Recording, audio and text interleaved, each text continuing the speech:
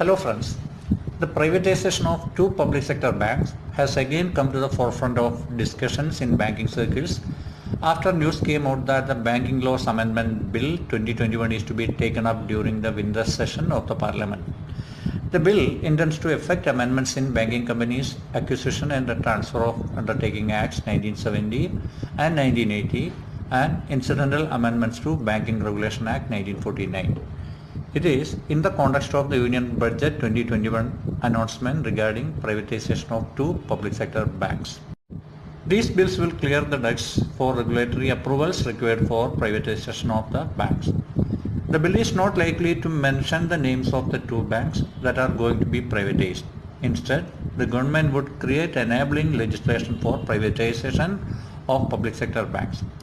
Though the government has not revealed the name of the two banks, media reports point out that the government and Niti Aayog have shortlisted IOB and Central Bank for disinvestment, but there is no official confirmation yet. It is reported that the government may not fully exit from the state-run banks and retain at least 26% stake for the first few years. The extent of the sale would depend on the interest from investors and market conditions. It's also reported that parallel discussions are on with RBI for relaxation in ownership and management criteria.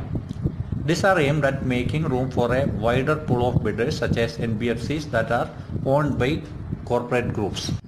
Recently, the RBI Governor Shaktikanta Das was asked a question regarding privatization of public sector banks at the 8th State Bank of India Banking and Finance Conclave.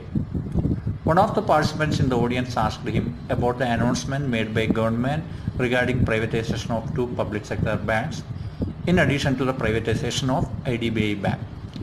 He wanted to know what was the role of RBI in it.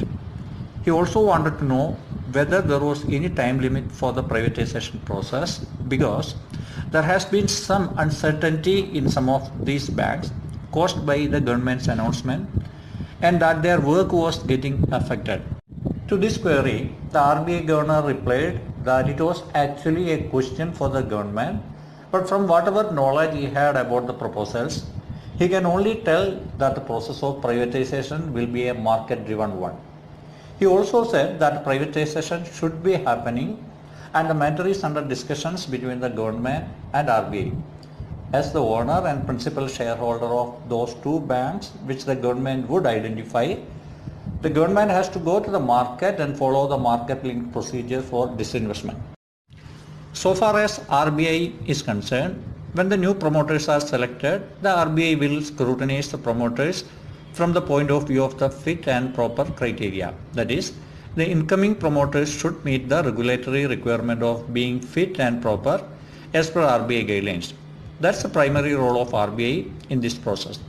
Other than that, since it's a capital market driven process, obviously the guidelines of SEBI etc. are to be followed if they go for public issue or whatever process they follow. RBI guidelines also will be followed as and when government carries out amendments to the Banking Nationalisation Act which would be necessary for privatization.